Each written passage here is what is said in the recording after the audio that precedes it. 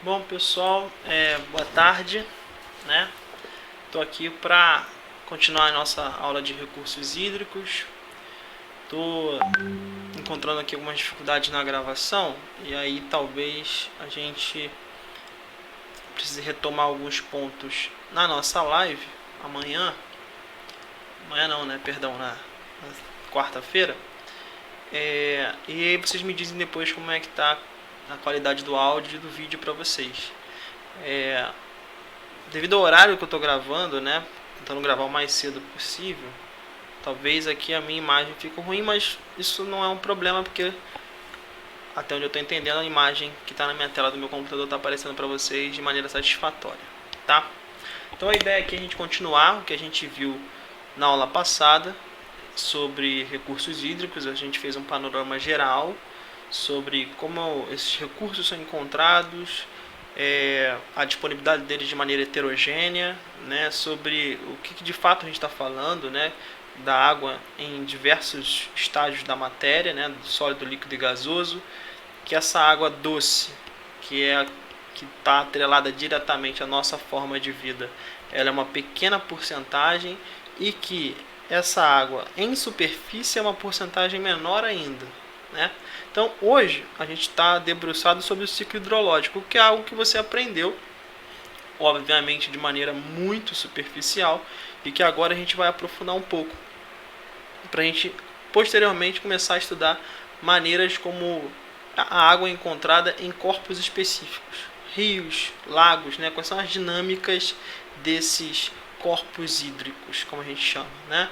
Então agora vamos nos debruçar sobre o ciclo hidrológico. A gente vai esmiuçar um pouco ele, né? Trabalhar outras questões envolvendo o ciclo hidrológico que talvez você não compreendeu lá no ensino fundamental ou no médio, ou que você não se atentou, ou mesmo que não foi aprofundado, né? Porque não é esse o papel. Aqui na academia não, a gente vai ter que avançar um pouquinho mais, tá?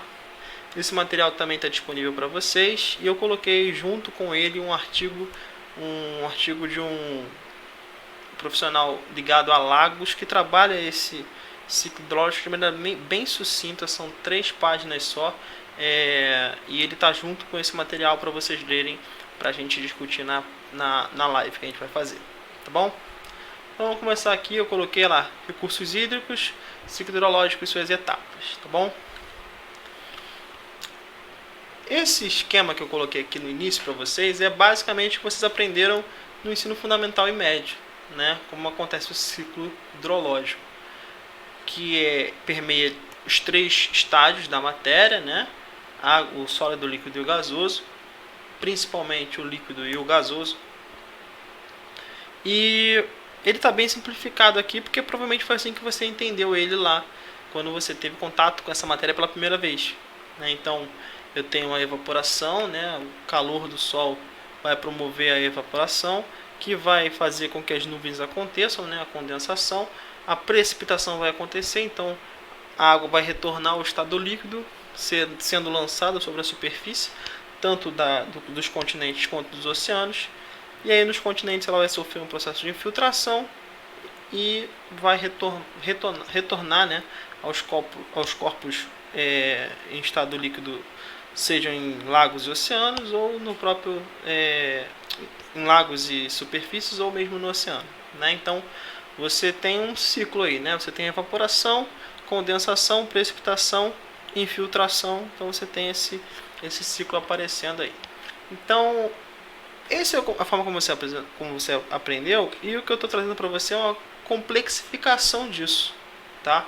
Então vamos tornar esse ciclo um pouco mais complexo, porque o que você aprendeu lá deixou de fora alguns aspectos que para nós aqui na geografia vão ser sobretudo importantes, porque vão estar ligados diretamente, por exemplo, à erosão, ao intemperismo, né? Ou mesmo a forma como a gente se relaciona com o meio ambiente. Então vamos deixar ele um pouco mais complexo. Então eu coloquei aqui nessa imagem, ciclo hidrológico, nesse esquema, como a gente vai trabalhar esse ciclo, né? Algumas etapas novas provavelmente apareceram para vocês aí, e eles, né, ele está um pouco mais desmembrado. Então a gente vai falar um pouco de cada dessas etapas, né? Um pouco de cada uma dessas etapas, e como elas acontecem e como elas impactam na nossa relação com o meio ambiente. Vou começar pelo ciclo básico, né? Vou explicar primeiro a imagem, depois a gente vai ver o material que eu elaborei, né? Tem algumas outras imagens, mas a gente continua tendo a evaporação como sendo aqui um estágio inicial, né? A gente pode começar por esse estágio. Então, a energia solar, né? O calor que ela proporciona, vai promover a evaporação das águas da superfície, das superfícies tanto no oceano quanto no continente. Tanto que você vê aqui, ó, evaporação aparecendo aqui nos rios e nos lagos, né? Ou seja, as águas em superfície que estão sendo sofrendo a influência dessa energia solar, vai promover essa evaporação. Essa evaporação vai fazer com que a água saia do estágio líquido, entre no estágio gasoso, suba e vai se condensar no formato de nuvens.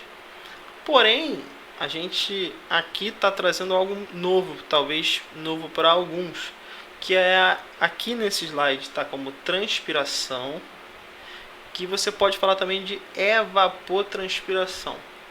O que é a evapotranspiração e que nesse slide aqui está como transpiração somente? É a transpiração promovida pelas plantas. É a umidade que o processo de fotossíntese ele joga na atmosfera. Esse processo, ele há alguns anos atrás, alguns anos, né? Eu na escola, por exemplo, no ensino médio, no ensino fundamental, eu pouco ouvi falar de evapotranspiração. A gente não tinha estudos e mais estudos que comprovassem a relevância disso para o volume de águas na nossa atmosfera, né? Só que a evapotranspiração em determinadas regiões ela é muito mais influente do que a própria evaporação. Ou seja, a transpiração das plantas, o processo de fotossíntese faz com que elas coloquem no ar umidade. Essa umidade em alguns locais ela é tão volumosa que ela é muito mais influente do que a própria evaporação. A gente tem um bom exemplo, eu vou falar dele mais à frente, que é o próprio caso da nossa floresta amazônica, que promove verdadeiros, entre aspas, rios voadores, né? Esse conceito é até usado, rios voadores, que o volume de água na atmosfera, né, em suspensão, é altíssimo. Então essas plantas elas são muito influentes nesse tipo de processo. A gente até então, lá na minha época de ensino fundamental, eu não ouvi falar sobre isso.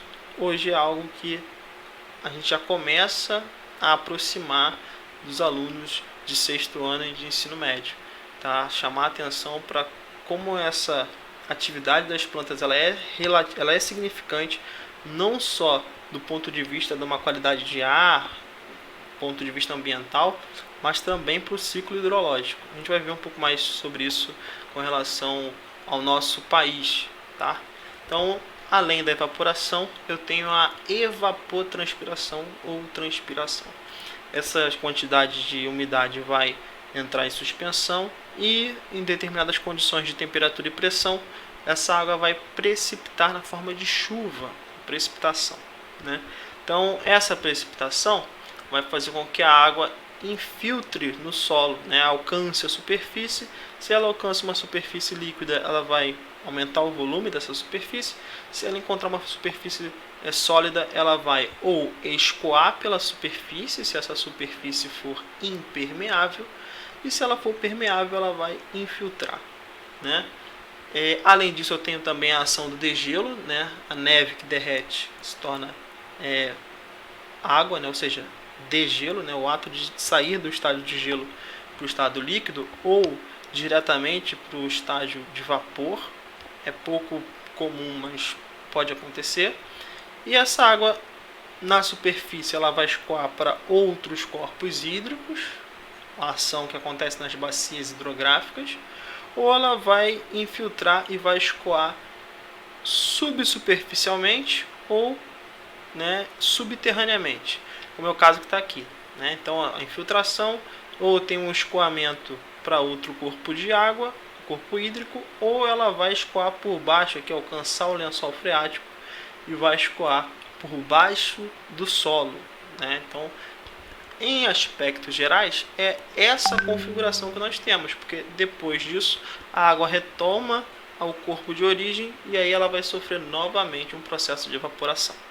Então a gente vai falar um pouco de cada uma dessas etapas de maneira um pouco mais calma agora, né? E falando sobretudo dos impactos que elas podem causar. Essa imagem, ela saiu desse livro aqui, ó, que é o Para Entender a Terra, tá? É um livro muito bom que fala sobre geografia física, então tipos de solo, tipos de rocha, dinâmica, o próprio ciclo hidrológico tem aqui um capítulo. Enfim, é um livro caro, mas é que eu consegui ele há alguns anos atrás, um pouco mais barato. Mas ele é um livro caro, tá uns R$300 aí esse livro, mas é um livro de consulta muito bom. Ele tem na biblioteca, agora isso é um problema, mas tem uma outra versão de um livro parecido que é o Para Entender a Terra. Esse é o Para Entender a Terra. Tem o Descobrindo a Terra, Decifrando a Terra, perdão. O Decifrando a Terra tem a mesma proposta desse aqui.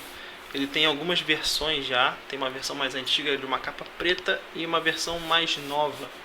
E o Decifrando a Terra vem até com um CD, com um CD no fundo dele que vinha com esses esquemas. Esse esquema é desse livro aqui, mas tanto o Decifrando a Terra quanto o Para Entender a Terra são bons livros de consulta para você que está associado à geografia física, que gosta disso e que se debruça sobre esse tema, né? Então aqui tem 1 milhão de esquemas e que ele é permeado de esquemas. Ele é um livro bem completo. Quem puder, né? Eu não encontrei ele digitalmente para divulgar para vocês. O Decifrando a Terra eu sei que tem, tá? Eu não tenho, mas eu sei que tem. Eu já tive isso. A versão antiga tinha os capítulos em PDF disponíveis, tá? Então, se vocês quiserem procurar, dá uma olhada. Mas os esquemas são muito bons até para vocês usarem futuramente, tá? Então, trouxe um esquema aqui que está nesse livro. E esse esquema, ele basicamente aí vai dizer para a gente o volume anual de metros cúbicos na casa de quilômetros cúbicos que transitam de uma fase para outra.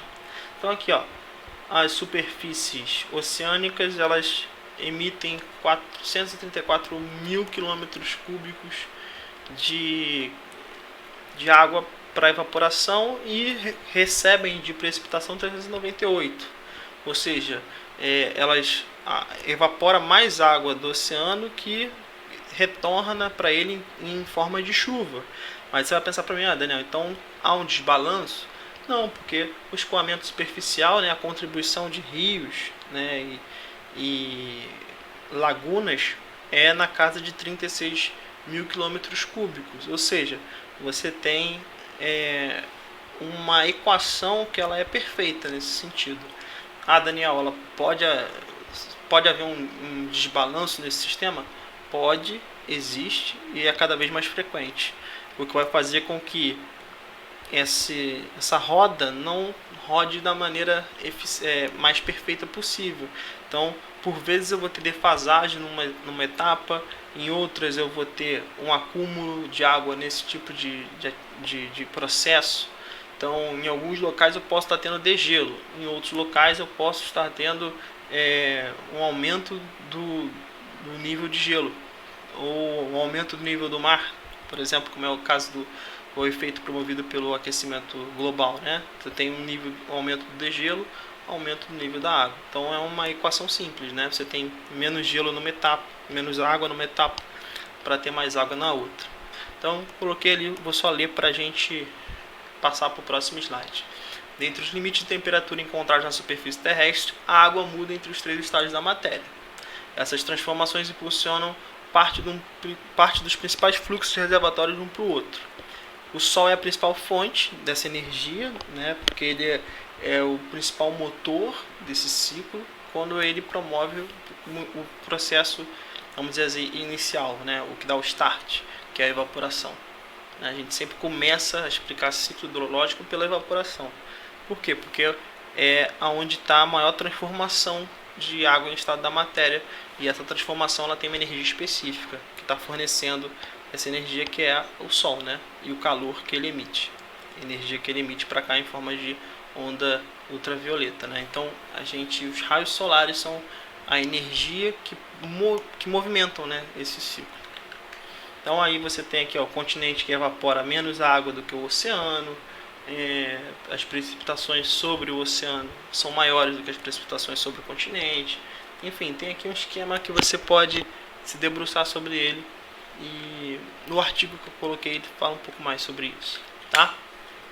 Etapas do ciclo é o que eu falei no slide inicial. Eu não vou retomar isso aqui, mas a gente vai ver agora cada uma dessas etapas de maneira um pouco mais aprofundada, tá? Então eu botei em negrito os nomes das etapas, né? A gente vai começar a falar sobre precipitação, vamos falar sobre filtração, sobre evapotranspiração.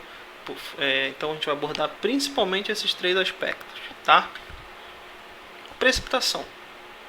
Precipitação é chuva, né? Como acontecem as chuvas. Então, quando essa água, esse vapor d'água que se condensou no formato de nuvens, ele atinge uma determinada temperatura e pressão, e essa temperatura e pressão varia de acordo com a zona climática, de acordo com a altitude, ou seja, é uma nuance variável, ela vai precipitar em forma de chuva. Aqui eu coloquei os 3 tipos de chuva que a gente estuda, né? Vocês já devem ter visto isso em climatologia, se não viram, verão ainda. Existem 3 tipos de chuva, 3 formas de chuva que acontecem, né? A primeira ali é a chuva convectiva, né, das células de convecção. O que é uma chuva convectiva? Quando você tem um volume muito alto de evaporação, né, ou seja, um ambiente muito quente, que você tem uma evaporação intensa, e essa evaporação ao longo do dia ela vai formar uma nuvem muito grande e no final do dia chove. É aquela chuva, aquela pancada de chuva de verão, né, muito comum. E é muito comum nesse tipo de chuva formar uma espécie específica de nuvens, e existem tipos diferentes de nuvens também, cada uma com uma nomenclatura, um processo de formação diferente. Nesse tipo de chuva é muito comum formar a cumulonimbus, que é uma nuvem que ela é muito alta. Ela não é uma nuvem larga, ela é uma nuvem alta. E justamente por ser uma nuvem alta, ela vai propiciar chuvas de granizo, por exemplo. Granizo, não é granito. Granito é uma rocha, né? Granizo são cristais de gelo, né, que vão precipitar, e por precipitarem por dentro da nuvem, a nuvem ser muito alta, ela tem uma altitude baixa, que ela está próxima da superfície, então ela cai por dentro da nuvem e esse gelo não consegue derreter, então ele cai em forma de gelo ainda. Então o granizo, quando ele chega na superfície, é porque essa nuvem está muito baixa. Então não deu tempo desse cristal de gelo sair da nuvem, precipitar e derreter no caminho. Então ele chega ainda no estado sólido, tá? Então a condensação aqui como condensação aqui no primeiro exemplo é da chuva convectiva. Se você quiser anotar aí, porque aqui não tem os nomes, né? Aqui é chuva convectiva, tá? Células de convecção, né? São aquelas células que funcionam a partir da temperatura, ou seja, temperatura muito alta, a evaporação vai jogar a água para cima, ela vai chegar a alcançar uma temperatura mais baixa e vai precipitar, ou seja, você está nesse ciclo, nessa célula de convecção, tá? A chuva número 2, que está aqui, ó, é uma chuva frontal. O que é uma chuva frontal? Você vai lembrar das frentes frias, ou da frente de calor, ou da massa de ar. São choques de massas de ar de temperatura diferente. A massa de ar mais fria, ela tende a ser mais densa e mais pesada. Então, quando há o choque de uma massa pesada, uma massa de ar fria com uma massa de ar quente, a massa de ar frio fica por baixo e ela empurra a massa de ar quente para cima. Ao fazer isso, ela está levantando a umidade, levando consigo a umidade e formando a chuva. É aquela ventania que dá no final da tarde, é sinal de que uma massa de ar está chegando e que essa massa de ar tem uma temperatura diferente do que a temperatura da massa que estava sobre o local onde você está. Ao fazer isso, ela está levando para cima a massa de ar que estava no local e está levando umidade para cima também. Tá? Então, uma das possibilidades dessas nuvens se formarem é através do choque das massas de ar de temperaturas diferentes. Tá? Então, uma massa de ar fria, quando ela chega, ela empurra a umidade para cima e vai formar nuvens que futuramente virão a precipitar. Tá bom? Por último, aqui eu tenho na imagem 3 a chuva orográfica. A chuva orográfica tem a ver com o relevo. Ela acontece por causa do relevo. Então, a chuva orográfica ela acontece porque a umidade está encontrando uma barreira física, uma barreira geográfica, geológica, e por isso vai precipitar.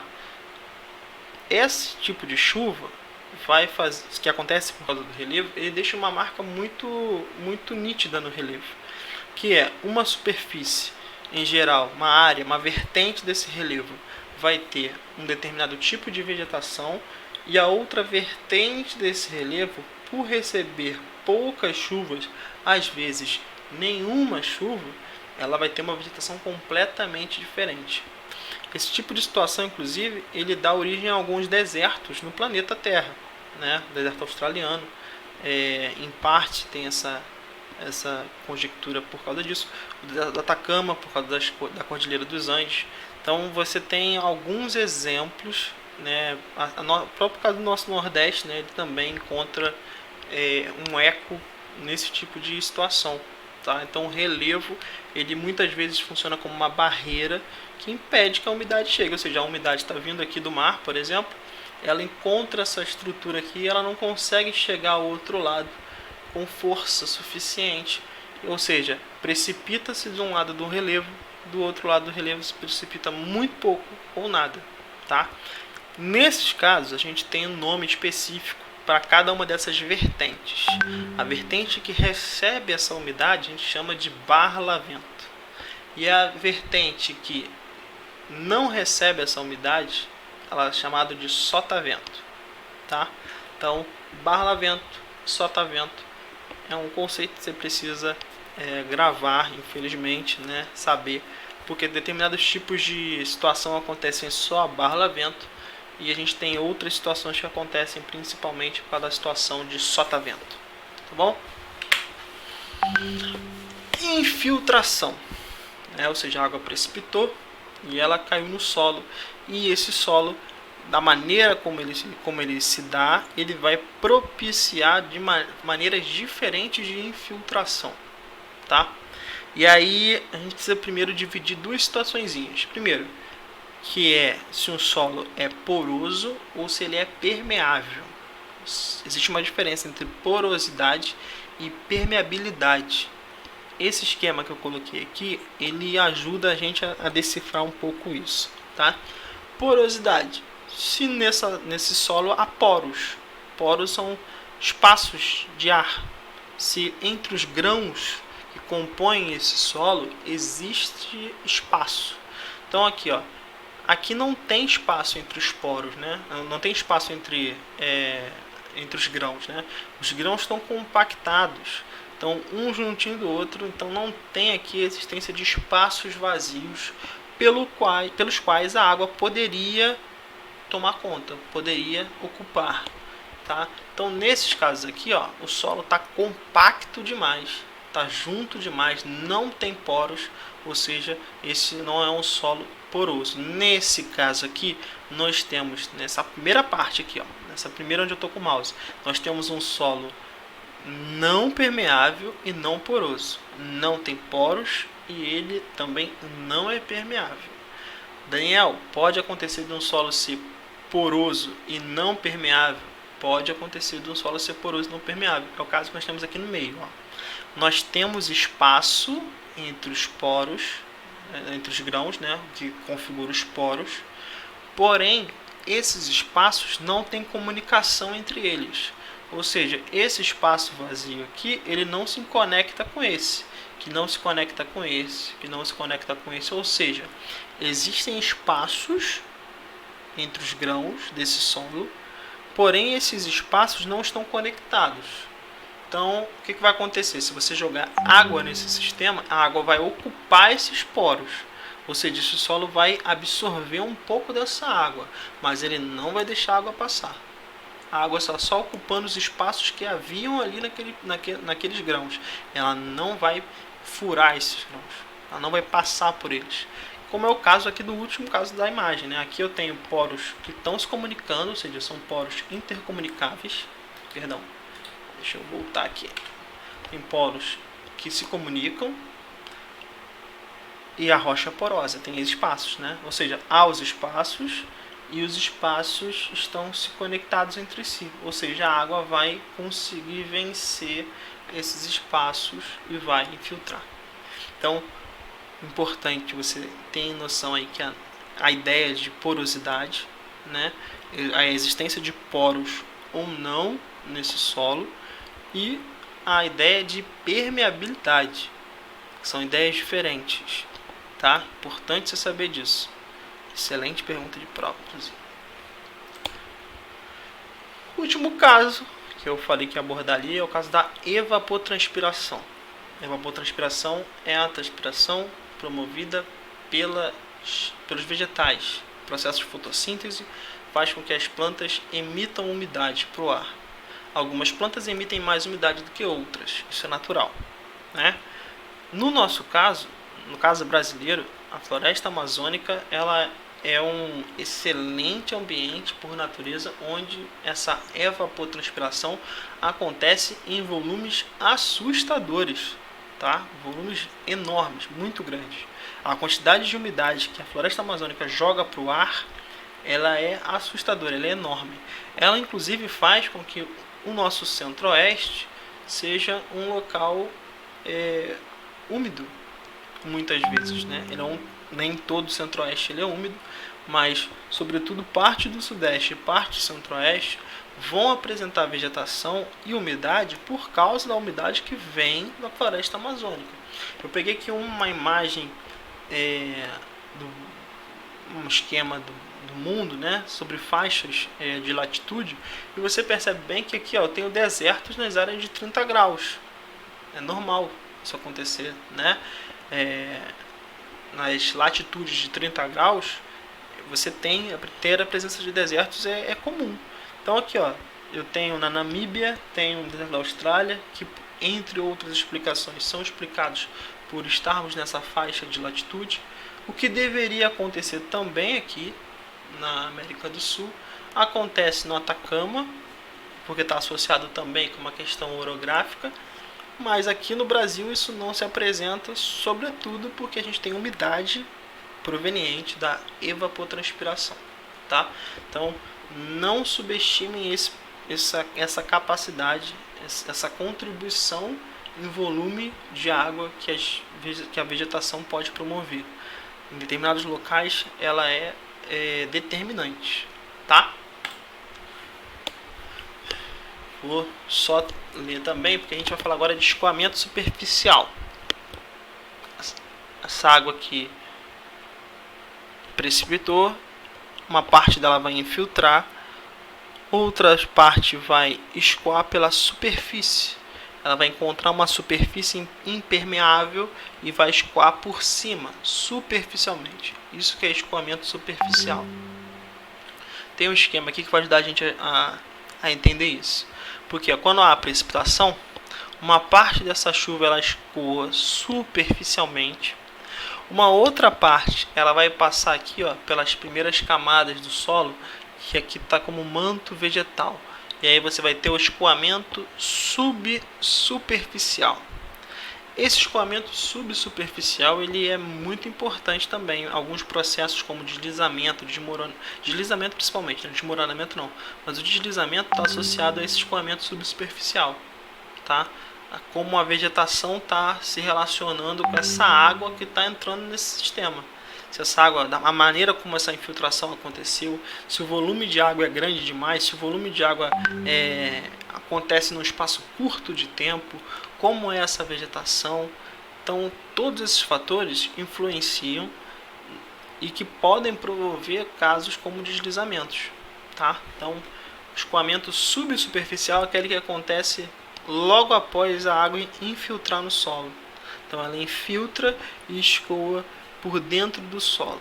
O que é diferente do escoamento subterrâneo, que é quando esse escoamento, essa água, ela alcança o lençol freático. Você deve ter ouvido falar do lençol freático aí, né?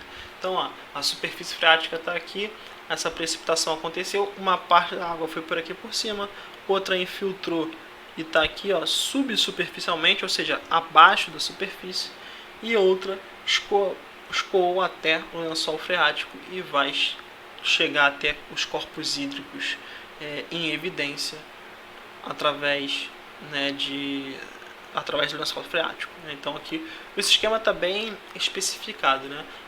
Todos vão encontrar aqui, vão promover aqui a água para o corpo hídrico em evidência, porém de maneiras diferentes, né? Em velocidades diferentes, com características diferentes, tá?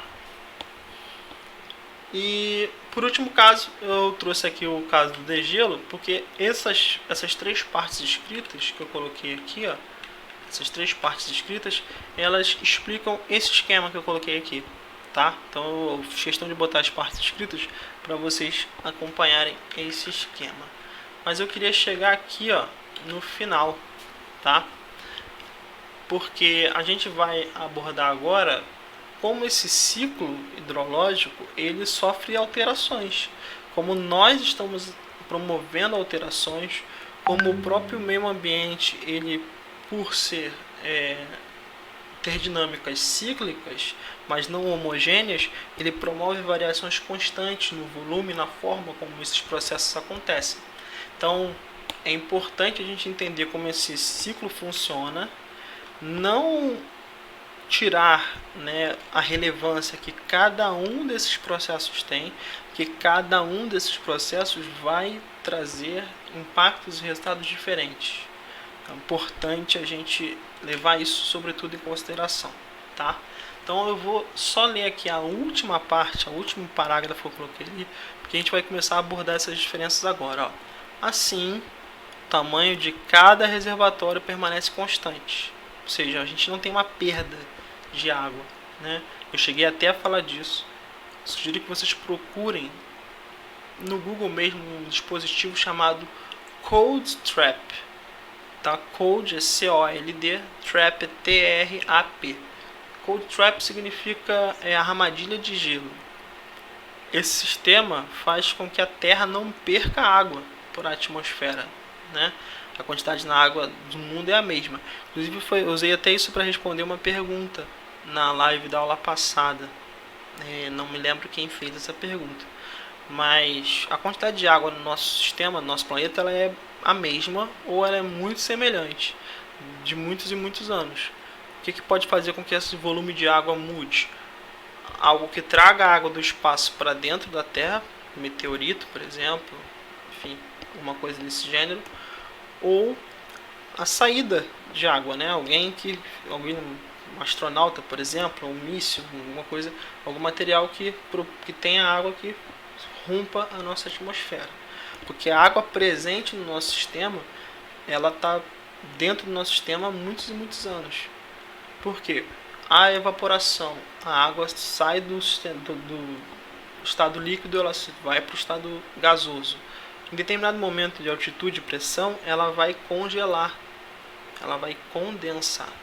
Então, esse peso dessa condensação, né, esse gelo que se forma, ele vai precipitar por causa da gravidade. Então ele não vai subir, não vai romper a nossa atmosfera e sair do nosso sistema. Então o volume de água nos nossos reservatórios ele permanece o mesmo.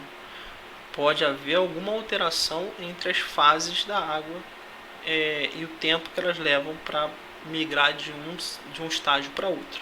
Então eu coloquei ali, contudo, variações de clima produzem variações locais no balanço entre a evapotranspiração, a precipitação, o escoamento superficial e a infiltração. Ou seja, esses 4 processos que a gente fala pouco deles, né, falava pouco deles, a gente vai dar um olhar mais atento agora, né?